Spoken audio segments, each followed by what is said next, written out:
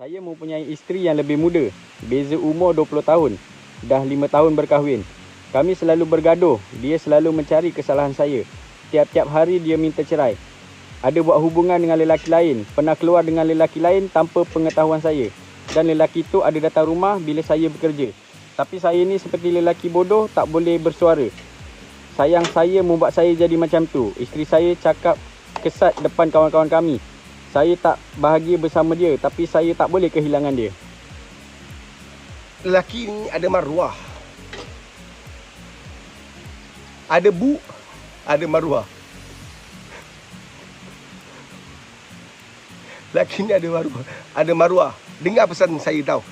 Lelaki, perempuan sama je. Tapi kes ni saya rujuk pada lelaki. Lelaki, kamu ada maruah. Jangan jadi baruah. Faham ke faham? Kita ni jangan sampai kita dah jadi dayus. Dalam Islam ni ada perkataan dayus tau. Jangan ingat baik-baik pesan saya ni. Jangan sampai kita dayus, kita menjadi asbab kita masuk neraka.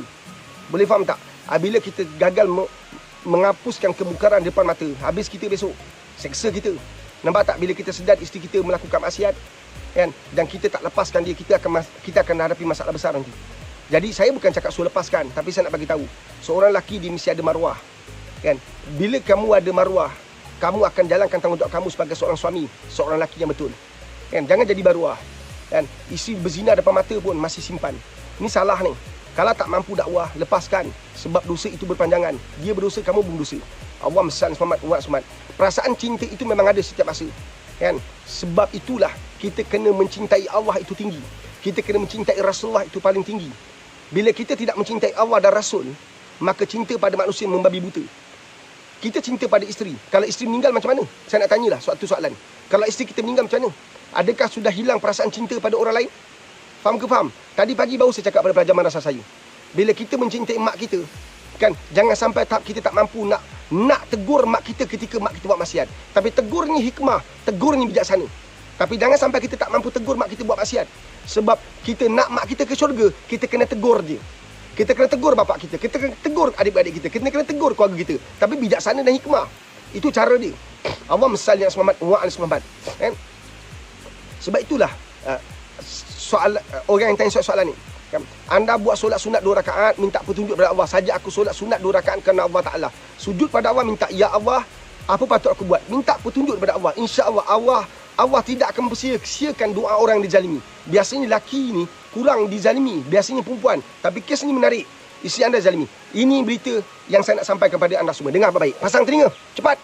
Pasang telinga, cepat pasang telinga. Dengar. Lelaki, dengar ni. Lepas ni kau pakai otak sikit. Jangan cari perempuan muda, seksa kau. Faham? Jangan cari perempuan sampai umur 20 tahun, 30 tahun lebih muda pada kau. Seksa kau. Besok kau keluar, orang kata bawa cucu ke? Bawa anak ke?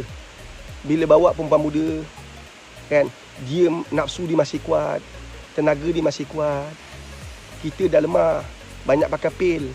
Faham ke faham? Kita kahwin untuk bahagia, bukan untuk jadi baruah.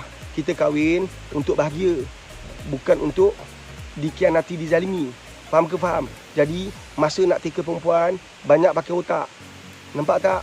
Memang dia 20 tahun lebih muda daripada kita, 15 tahun lebih muda daripada kita, kan? Tapi masa depan macam mana? Kita ambil yang bergetah, pakai skirt, yang pakai seluar ketat.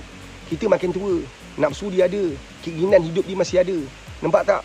Maka dia boleh jaga kita tak? Kita ni kahwin ni supaya kita boleh jaga satu sama lain. Besok kita sakit, dia masih muda, baru 25, 26 tahun, kau dah sakit dah. Pada waktu itu, dia nak jaga kau ke? Dia ada kehidupan dia. Banyak lelaki dah hampir dia. Banyak lelaki hampir dia.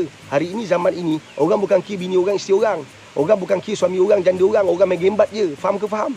Suatu lelaki, dengar pesan aku ni. Nampak tak? Kita tak cukup gentle, tak cukup jantan. Nampak tak? Tak usahlah nak tunjuk kita dia hebat.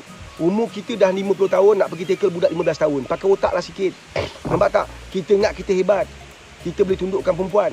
Hakikatnya, bila dia makin dewasa, dia makin matang, dia akan tundukkan kita pula. Itu yang menyebabkan kita tak mampu nak lepaskan dia. Kenapa kita tak mampu lepaskan dia? Sebab kita nampak dunia bukan akhirat. Kalau kita nampak akhirat, kita lepaskan dia. Faham tak? Kita nampak dunia, kita rasa macam tak dapat lagi perempuan secantik ini, sehebat ni. Satu, dibodoh-bodohkan. Perempuan ni, suami ni, bila dibodoh-bodohkan, bila dimaki amun, dosa besar. Dosa besar. Ini bukan cerita dosa main-main. Ini dosa besar, membuka ruang kepada kemurkaan Allah. Dengan kita suami-suami sekali, Allah gimat nanti. Sebab itulah fikir pakai otak. Rujuk pada ustaz-ustaz, ulama-ulama kes awak ni. Faham ke faham? InsyaAllah buat solat sunat 2 rakaat. Tapi lelaki semua, ini Pak nak pesan. Janganlah nak menggatal-gatal umur dah 60 tahun nak pergi cari budak umur 20 tahun. 40 tahun tu beza.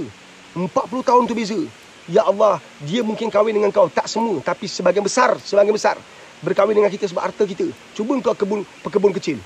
Cuba engkau menaga tepi jalan tak ada apa-apa barang, kan kau teka umur 20 tahun. Dia tak nak engkau, tapi sebab engkau ada kereta Ferrari, engkau ada kereta Porsche, engkau ada kereta besar, engkau jawatan besar, maka dia ambil engkau. Dia ambil engkau tu pasal apa? Pasal harta ke pasal dia sayang kau? Kan? Kita berkahwin dengan seorang perempuan untuk dia jaga kita, kita jaga dia. Kita berbual dengan dia, berbicara dengan dia tentang akhirat. Kita sama-sama pergi masjid, kita sama-sama belajar kitab, sama-sama belajar Quran. Itulah rumah tangga namanya. Ini engkau pergi kahwin budak-budak muda, engkau seksa. Faham ke faham? Ya Allah, engkau dah bertongkat. Kan? Semua dah putih. Nampak tak? Dia tak bersedia untuk terima putih. Faham tak? Faham ke faham? Kan? Jadi tolonglah belajar daripada kisah sahabat kita ni. Nampak tak? Kan? Adalah satu kepura-puraan.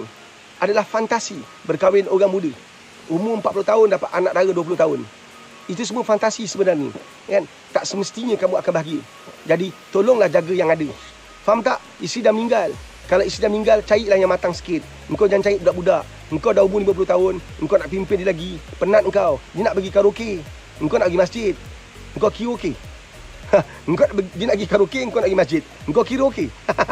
Faham ke faham? Nampak tak? Kena ingat tu. Sahabat-sahabat, bukan senang dapat anak dara yang boleh pimpin kita. Kita ni nak pimpin dia.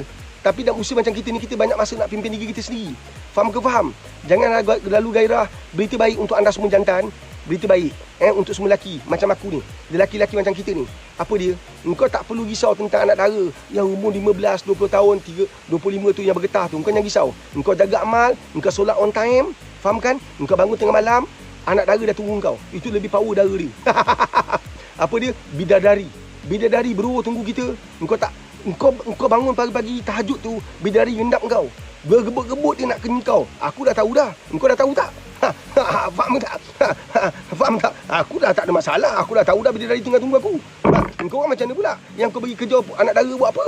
Faham tak bidadari? Engkau kubur dah panggil, engkau panggil lagi anak dara. Apa hal? Apa cerita?